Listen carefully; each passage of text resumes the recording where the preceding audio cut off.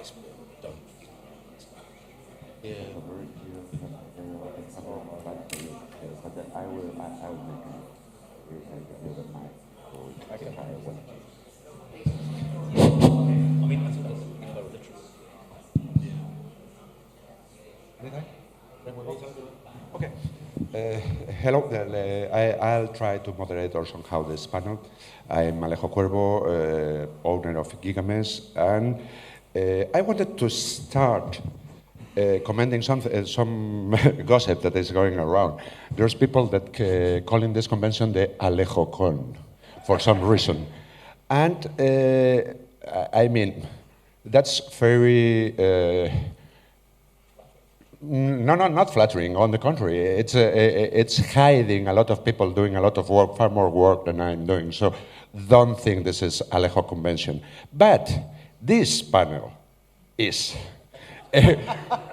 When we were first thinking about this convention, organizing it and everything, I just asked one panel for me. I want this politics and science fiction panel, and I got my dream team to put in it somehow. I'll explain. Basically, my idea was just to gather the authors of those books that has made the strongest political impact on me as a reader. And the first in the list is Richard Morgan, and he brought one of the most powerful science fiction or politically oriented novels of the opening century. It was Market Forces. But the subtext generally in his books is clearly political. I was, before coming here and trying to prepare the theme of politics and science fiction, I came upon a comment by Costa Gavras speaking about, well, he's quite politically oriented as a cineast, and he stated, actually, every movie is political. Our political opinions are completely reflected in novels and in a narrative we construct. It's a mirror of of how we see the world, and that applies to everyone here, I guess. Richard in Market Forces did one of the updates of 1984, most powerful that I know of, and especially. 1984 has a special significance in this subject because it's maybe the most influential and significant novel about politics in all the history of science fiction. It keeps it keeps working. It's equally valid after so many years today. I'll give you the word right now. But the other thing I wanted you to explain a bit is about this general character. You are more known currently by the Kovacs novels, and there's something we call in Spanish mala leche involved.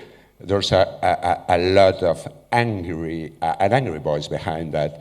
And there's, in the Kovacs sequence, there's a very clear political content also regarding taking it personally. I want you to elaborate about this. Thank you, Alejo. That's very, very kind, everything you said. Yeah, I mean, I go with Costa Gavras on this. I think we're all political. It's just some of us deny it.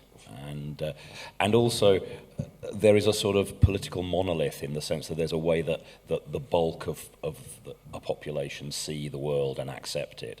And if your entertainment follows that line, then it won't be perceived as political. It will just be perceived as entertainment because it's not actually at any point pushing you out of a political comfort zone. The typical movie in which terrorists threaten civilization and the cops or some kind of hero has to try and stop them. This just toes a very basic political line that most of us to some extent sign along, which is the idea of stability and a social order that works, and we don't want that disrupted. Of course, it's never that simple, and I think Alejo mentioned that there's a lot of rage in my work. I think a lot of that rage stems from a kind of the willful blindness of people generally, in the sense that, as I said, we are all political, but we play this game of pretending we're not. And therefore we just, anything that doesn't fit in with the sort of the political status quo that we have in our heads, we blindside it, we put it out of our minds, we just ignore it, or very often we vilify it. I mean, the interesting point at the moment, if we were very, very contemporary issue, the issue of refugees flooding into Europe from the Middle East, everyone seems to have forgotten that why those people are coming. You know, it's in large portion it's our fault. Or rather, I should say specifically the fault of the United States and Great Britain, in the sense that they went to that region, started a war, and we're now dealing with the fallout of that war. But that isn't the narrative. That aspect of the narrative has been sidelined, and very few people want to talk about that now. Instead, we get a kind of a righteous narrative about immigration, and people are right to be concerned about immigration, and well, really, we can't have this, it's too much, and so forth. None of which is necessarily invalid. I mean, these are points that need to be addressed. But at the same time, what's missing is that there's this huge hole in the picture where we ask ourselves, yeah, but why is this happening? So I think that's all of my characters, all of my protagonists are driven by a sense that they see things quite clearly, and they're surrounded by idiots who don't. Does that cover it? That can be elaborated also. Tomorrow we have another panel called Does Science Fiction Prevent a Bad Future? It's somehow related, because there are people saying that we live in Orwellian world completely. I'll continue with the presentations. Next is Adam Roberts, another British important writer, and his new Model Army. That novel.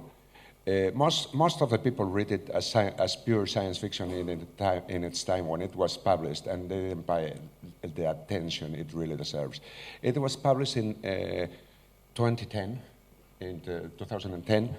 and 1 year before the Spanish Revolution, 2 years before the Occupy movement, and along with the Arab Spring movement. And the focus of this novel is precisely to try to understand how can the new situation, the new world we live in with social networking and all the facilities technology provides for social movements. You placed a very nasty vision of how can this kind of facilities be used, and you designed a kind of military novel based on this premise that when you open it and you start reading, once you have if you have been in the square, in any Occupy square or anything, you recognize exactly the same themes, the same problems that were addressed in the square, especially the representation problem. And it was quite a discovery and very fun to read. I'll let you speak now. I certainly can't speak. I think I'm going to say two things. One is that it does seem to me science fiction is inherently political. I mean, I take the argument that everything is political. I don't think you can step outside politics. The danger in saying that is that it just flattens everything to the same level. But science fiction has two particular takes on what politics means. One of which appeals to me, which is my political bias, if you like, my ideological preconception, which is the idea that science fiction is about a hospitality to otherness, a hospitality to the alien, literalizing possibilities, a novel like The Left Hand of Darkness, reconfiguring what gender is like in our heads by imagining a world in which gender is entirely fluid, that can change the way you relate to the structural inequalities that are premised on gender and race and sexual orientation and so on. I think science fiction can do, it sounds slightly fatuous, I think it can do good work, but we have to accept there's another kind of science fiction which has millions of fans that is authoritarian, that's based on the idea that science fiction is an extrapolation from science, and science is a set of invariable laws that simply must be obeyed. And there are lots of people who effectively say, well, the laws of science make my ideology right. There's no such thing as a free lunch. You read a story like The Cold Equations, And the cold equations is saying sometimes you just have to, that's the way the universe is. You can't be kind, you can't be generous, you can't be hospitable to otherness. You have to fight your corner. And that it's not a coincidence, I think, that science fiction has erupted first over Gamergate and then over the sad puppies and the rabid puppies. It's become politically, ideologically, extremely polarized. And the only thing I'd say, I think, in reaction to what Richard was saying, which connects in a way with my novel, is that the currency of that is rage, I think. Now, rage is political because everything is political. But when I was a young man in the backward and abysm of time, rage was largely a prerogative of the left, and the left raged against what are manifest structural injustices in the world, to do with gender and race and wealth and all those things. Now, you look around us, rage has been capitalized by the right. That's what Trump is all about. He has no policies, he has no ideology, he just has rage, and he's activated that in his followers. And that, I think, is in part a function of the social media that define us as a polis now. So there are great potentials in platforms like Twitter and Tumblr to connect people and to do away with the barriers that separate people. But that doesn't seem to be the way it's shaping out. So Twitter is now just a cauldron of angry people. And some of them I self-identify as left and some of them self-identify as right, but really it is just anger all the time. And that seems destructive to me. There's something that Craig Raine, the British poet, said. You have to understand, he says, all emotion is pleasurable. And if our political discourse is now pure emotion, even emotions that you might think of as negative emotions, like anger and frustration and hatred and so on, are pleasurable, and we experience them that way. So the negative vision, I suppose, that comes out of my novel, New Model Army, has something to do with that. I wrote it before Twitter, but it is a kind of Twitter novel. Twitter is designed to prevent you from making a rational argument. The space is too small to do anything other than just gesture at an emotion, and that's how we feel it now. Thank you. Next in the panel, I decided to bring Emilio Bueso. He's a very strong Spanish writer, second generation writer, as I call them, and he's able to compete and produce fiction as good as any American, British, and traditionally producing science fiction markets.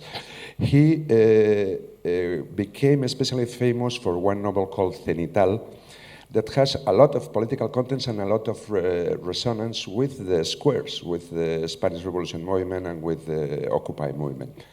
And actually, it proposes, it's an end of the world, an end of a collapse of civilization novel, but in the context, due to the fossil fuels ending, he will elaborate about it in a while. But the thing that catch my attention is the characters. These people were crazy characters that it was the kind of extreme people that the squares also attracted. The squares, they have been understood in this kind of movements as if they were something. The brain of the movement or something like that. They weren't just the hearing system, the place where people could go to complain, and there were people around that will take their complaints seriously. But that gathered some very, very strange people. Emilio did a wonderful job reflecting all the different kind of peoples going there. And as far as I know, he explains that Richard's novel had a strong influence on the development at the time he was writing it also. It's funny how we've been talking for a while about rage and anger. I think it's one of the most important forces behind the dystopian messages.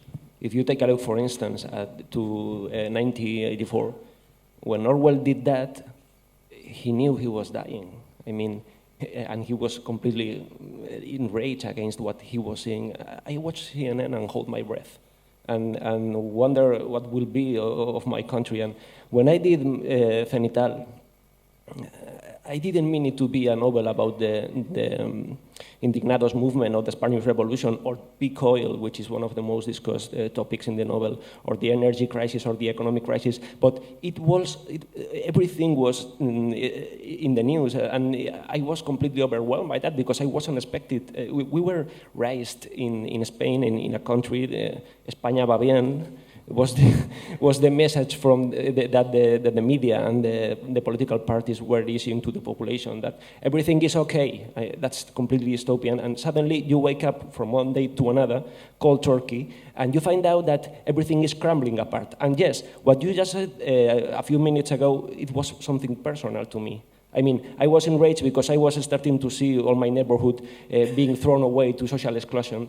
And when you find out that there is another factory closing nearby, your wife gets completely unemployed without no chances left in short or medium terms to get back to the market of people, you find out your country has about 6-7 million. We've made a peak about 6 or 7 million unemployed people. Then you say, hey, what did you do to my country? What just happened? And is that energy what makes you flow? And that's the bloodshed and violence that, for instance, market forces. I saw that you were picturing the elite, the 1%, and the 90%, and the elite were fighting each other, hating each other, killing each other.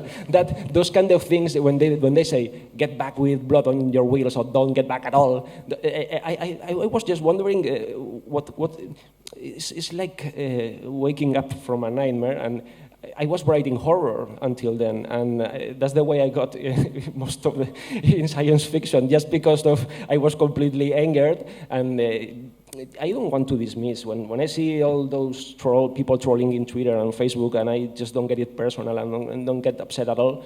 It's the news, it's what is going on outside, and the message I did in my novel is that simple. Okay. Well, that was originally my dream team and the people I wanted to introduce to speak about politics. Those are very, very powerful political novels.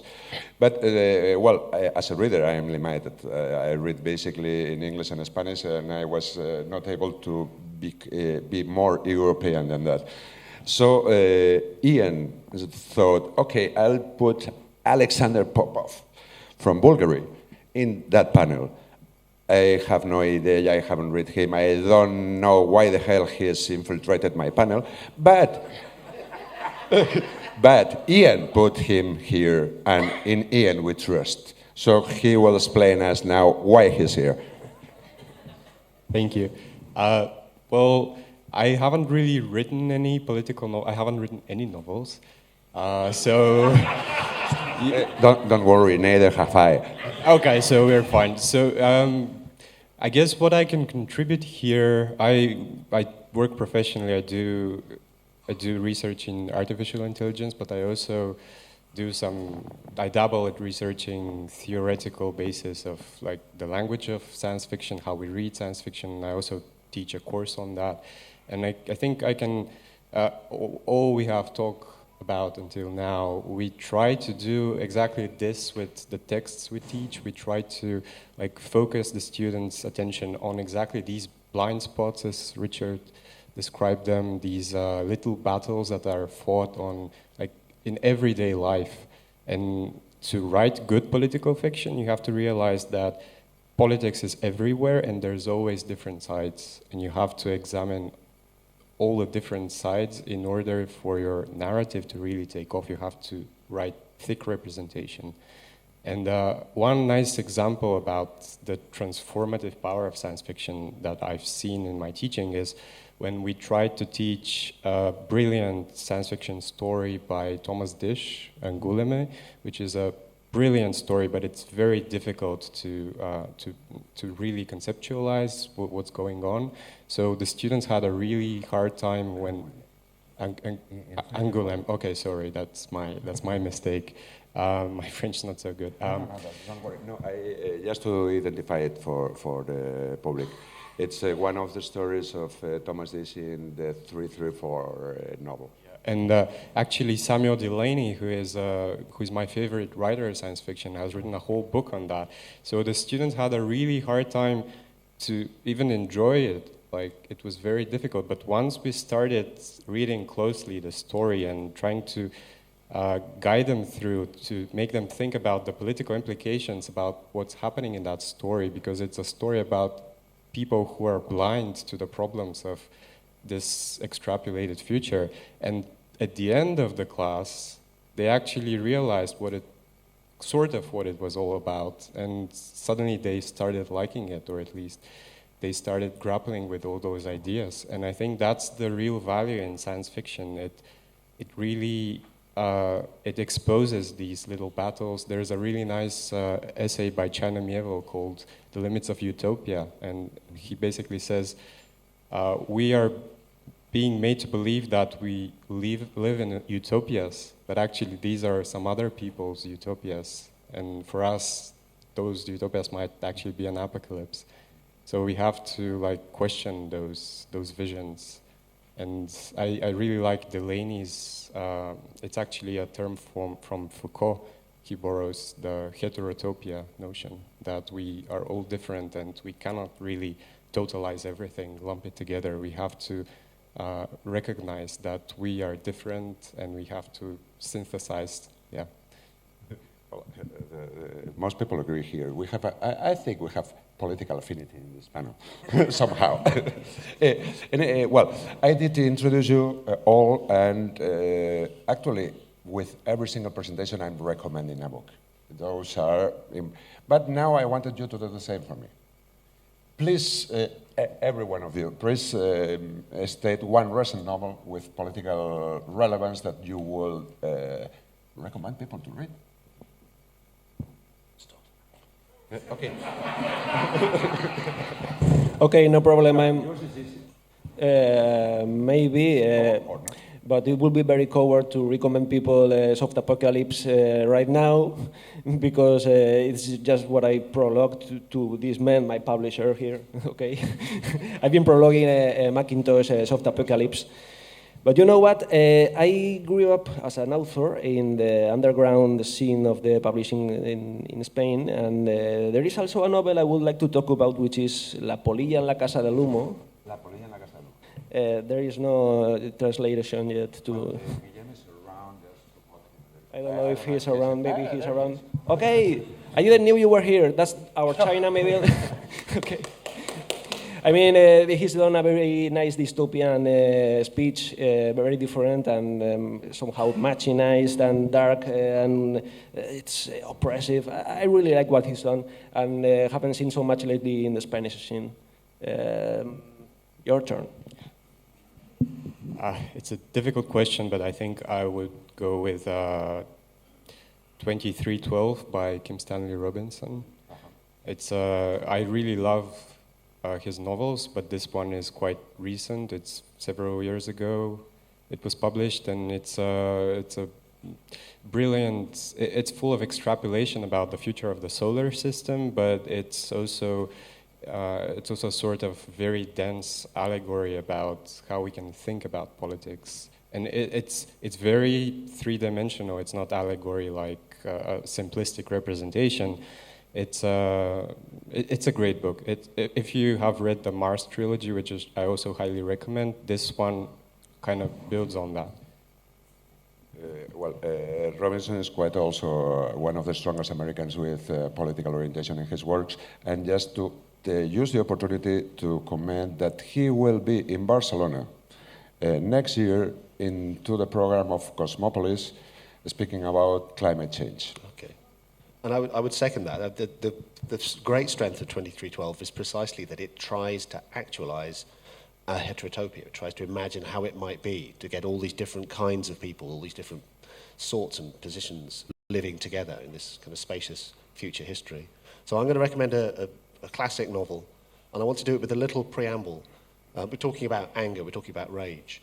And to be clear, I think women should be angry about sexism. I think people of colour should be angry about racism. I think poor people, most people, should be angry about capitalism.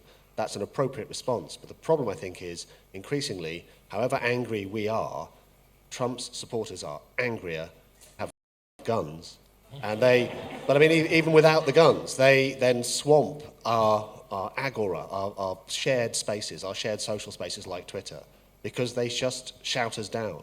And that's the problem I have. I think the thing about anger is it is pleasurable, particularly our anger. We feel it's a righteous anger, and it gives us pleasure to experience that.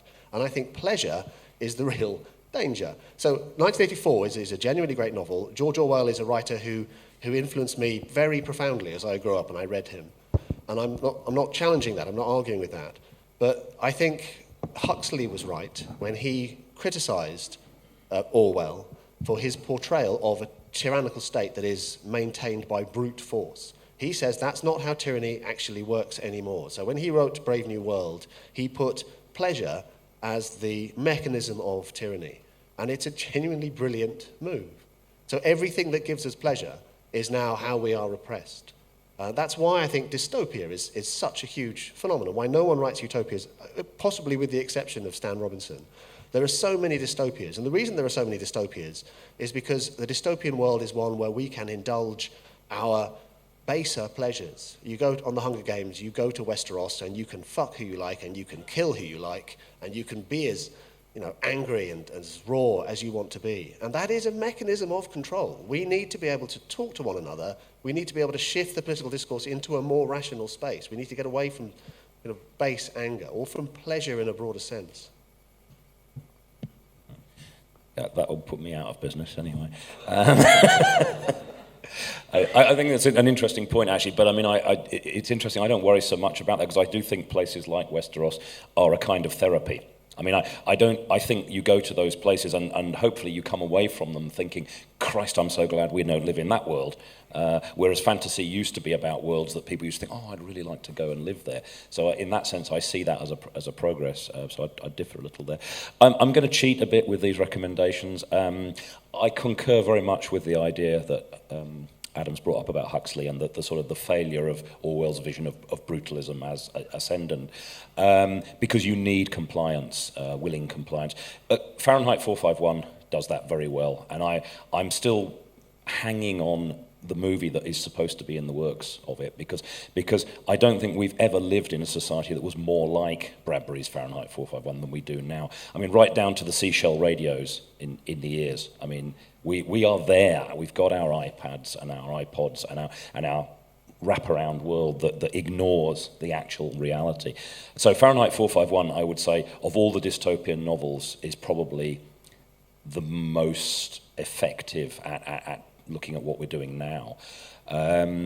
Also quite an influence on me in the sense that when I wrote Market Forces, I was of the opinion that in order for there to be a dystopia, someone has to be getting a benefit out of it. The thing about 1984 is everybody's miserable, even the oppressors are miserable, and that's not going to work. It won't hang together. So I think the point about Fahrenheit 451, and as with Brave New World, is that, yeah, it's an awful state of affairs, but it's brought about because it's a payoff for certain people. So yeah, there's that. Then I'm going to recommend another classic, Stand on Zanzibar by John Brunner, which was written, I think, written in 68 or 69, was it? Certainly before the 1970s began. Incredibly prescient in terms of, he really saw where we were going in terms of climate change, destruction of environment, overpopulation, and again, the self-absorption of the haves while that's going on. It was, I think, an absolutely visionary book, and it stands up today. I reread it a couple of years ago, and it's brilliant. It really is. And it's a really good read as well. It's a big, fat, juicy book full of really cool stuff. So Stand on Zanzibar, definitely, I would recommend it. Very... just a recommendation for anyone trying to read Stand on Zanzibar. Don't try to follow it. No. Don't try to, yes. You have to swim in it. Yeah. Let it work alone. Keep reading. Yeah. In the end, the image will come out of the book. Yeah. And, it needs not the effort of reading that usually seems. Yeah. It's powerful. Speaking of Brunner was, of course, maybe of the classic writers, the single person that has influences most our political views, I think. And there's another novel in his in this period called The Shockwave Rider. It's, from a narrative point of view, it's a minor novel. I mean, there's a lot of Deus Ex Machina very obvious, and the ending is maybe not that satisfying. But it's completely overwhelming novel in the sense that he was speaking at that time of the situation we're living now. And you read it from now, and you recognize all the signs. He was predicting what will be the net impact on our lives and in politics. And all his theses, all he was trying to communicate about the subject, were already in that novel. By the way, from now on, everyone is already introduced. If you want to interrupt each other, if any other one wants to place a question, go ahead. That should be more of a dialogue. There we have. Go give. I'm returning that mic. You will need it there. Sorry, could I give you one more book? Meanwhile. Yeah, so Brunner in general, I mean, I would say, but especially Stand on Zanzibar. Who is the modern inheritor of that mantle? I don't think it's Kim Stanley Robinson. I've got a lot of respect for the guy, but again, I think the sort of the utopian thing disqualifies him in my eyes. I think he's good to read, but not for those reasons. A book I read quite recently by Peter Watts called Echopraxia. And what echopraxia does is it does what Brunner did with Stands on Zanzibar, except he really is extrapolating to maybe 50 to 100 years from now. And it's the most convincing vision of what we're going to do to ourselves over the next 50 years that I've ever read. It's not an easy read, but it is absolutely compelling. And yeah, I would say it is the modern equivalent of Stand on Zanzibar. So it's called Echopraxia by Peter Watts, and I cannot recommend it highly enough. I'd just like to mention two other authors who might be worth the audience's attention, and I'd like to see what the panel make of them in context. Firstly, the late, great Ian Banks, specifically his culture novels, which are pretty much the epitome of modern space operatic utopias, or an ambiguous heterotopia, seeing he had to figure out ways to have something vaguely adventurous to say about them, on the grounds that most culture citizens live lives of extreme boredom and happiness. And also his associate Ken MacLeod, who started out with a fairly spectacular Fall Revolution tetralogy, each book of which is essentially an analysis of a different strain of anarchist thinking, descended from the First International, in the context of the next century or so. And both of these authors, who were childhood friends and worked together quite a bit, are deeply, deeply political and have examined issues to do with utopia and dystopia. And in particular, Ken is currently producing a trilogy which appears to be set after 1,000 years after the Dark Enlightenment of the neo-reactionaries have won. And I just want to see if you guys have anything to comment on how they fit into the context of the discussion on utopia versus dystopia.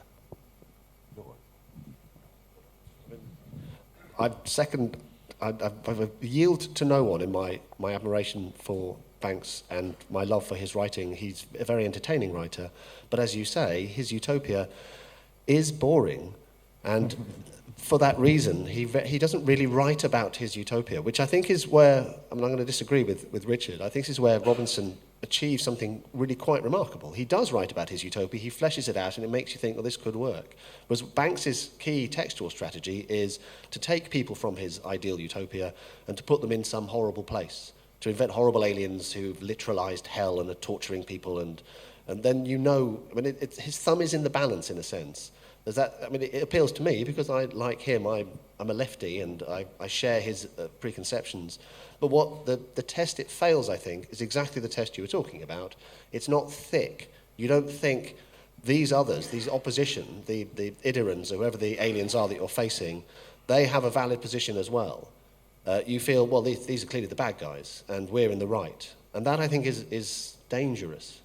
Yeah, I just want to add, in relation to Banks's novels, I think they're brilliant, but exactly what you said.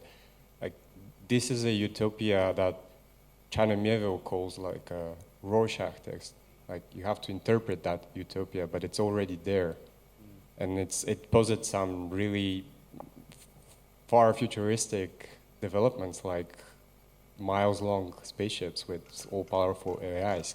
Whereas Robinson, I would also disagree. He actually presents dystopia and utopia next to one another. In 2312, there is an Earth which is, it has undergone ecological catastrophe, and one of the most moving scenes in the novel is actually trying to reverse that. That's a really powerful scene, and I think he actually wants to do that. He wants to achieve that synthesis. He may be overly optimistic at times, but yeah. And I'd say one more thing I think I'd say, which is links Banks's utopian culture with what Huxley was quite clear was a dystopian vision in Brave New World. When I've taught Brave New World to undergraduates, it's quite hard sometimes to get them to accept that a world in which they can get all the sex they want, they can take as many drugs as they want, they can watch feelies and experience all the pleasures they love. It's quite hard to get them to understand that that is a dystopia, that you would not want to live there. The thing that's missing in Huxley's own formulation is what he called the numinous. The numinous is the feeling behind religion, for instance, but also behind the sublime, the transcendental, the sense of wonder. It's the sharp edge that is smoothed out in this kind of pleasurable world. And I feel that Banks's culture lacks the numinous as well, in a way.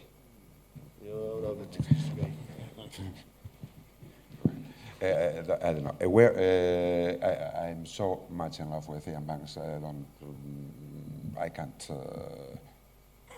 I can see no failing in what he does. But I think the culture again. I think those books are, in a sense, they are a similar dynamic to something like Martin's Westeros, and some of my own work, I guess, as well, in that they are a rant, really. That's what they are.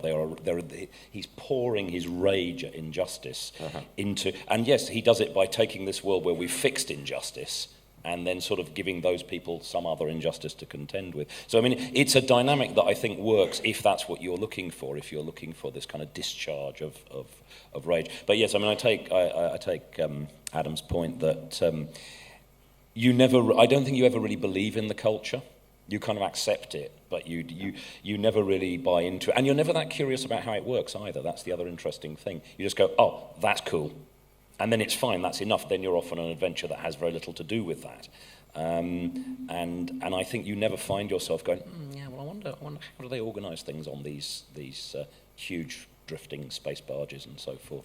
So, yeah, I'm not... They were a funnel for Ian's righteous rage at injustice, and I love them because of that. But I'm not convinced they're necessarily political in the broader sense of a political analysis. Whenever I thought of him, I thought of him as a complete writer. He was doing everything at the same time so whatever you say, it's true. Anyhow, we have 5 minutes left to end the panel. There were some questions pending there. And, I just introduced you. We recommended a few books, and we didn't enter the subject matter. But, well, that's a problem with this. I let you speak, and the panel goes alone. Over there. Bueno, está primero... Hello, everyone. As a reader, I have the impression that science fiction is doing a wonderful job of diagnosing the social and the political situation. But every time I get to the end of the book, I think, oh, wow, there's a personal solution to the case, whether the protagonist is a hero or a heroine, but I'm not sure that that's a social solution. And I'm wondering whether the novel itself, in any genre, particularly science fiction, is limited in that sense. Can we narrate social change instead of only personal change? That was quite...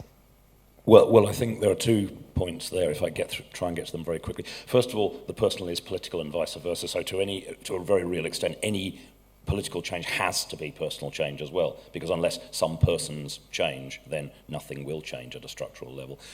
So there's that. But also, I think we load rather too much onto the donkey here, because it's a lot to expect of what is essentially entertainment. to expect that it will move these great forces within society. I mean, at best you can hope that each book is like a grain of sand dropping onto scales that eventually will get weighed down enough that it shifts the scales. But I'm trying to think if there has been any single book that's had anything like a serious impact. I think you've got to go back to Uncle Tom's Cabin to find a single book that has had some massive significant effect in social terms on its own. Can you?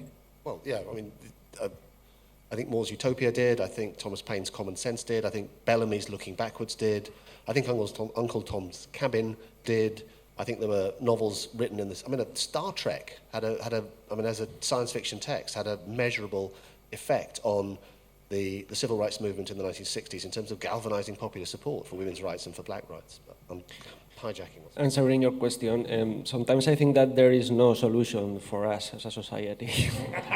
and I think I'm not the only one right here. When it comes to soft apocalypse from Macintosh, which tries to establish solutions for people's cultures, societies, countries, groups, tribes, I don't want to spoil you the novel and to talk about the end, but it's one of those works that makes you think that unless we change, not just as individuals or societies, but also as a species, if we have to change, or we just won't get any longer. And that might sound catastrophic or destructive, but if it is the real truth, the plain truth, somebody will have to face it to fix up things. One last question over there, and we're done.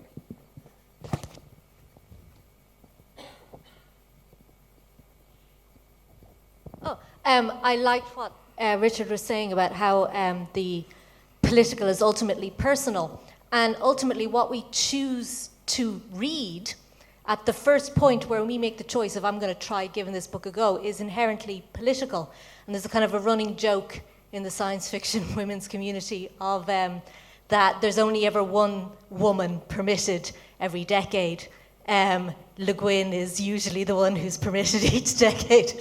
So I'd love to know, at the point where you're picking a book, is there any author that you in recent times went, I'm going to give that a go. I'm going to try and step outside my comfort zone and read something different from what I usually would choose to read. Is there any author you'd recommend to try and step outside into something different?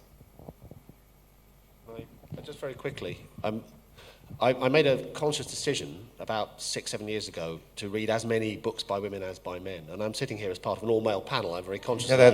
Here I am, I'm a middle-aged, white, straight man telling you about science fiction. In terms of stepping outside my comfort zone, though, the example I would come up with is Ayn Rand. Everything about her repels me, but it's not enough for me to sit there and go, oh, I can just dismiss her. So I sat down and I read Atlas Shrugged, and it is a long book.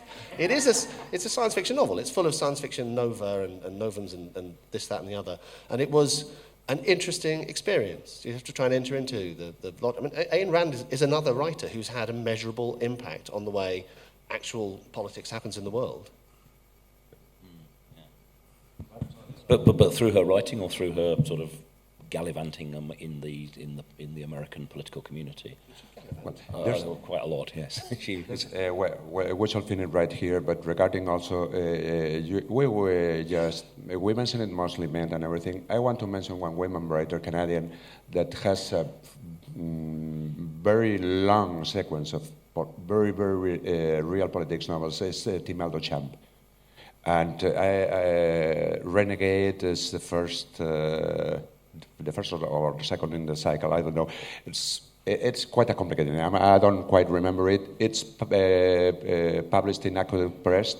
Well, Duchamp is quite related to the label also. And it's another recommendation. And here we finish.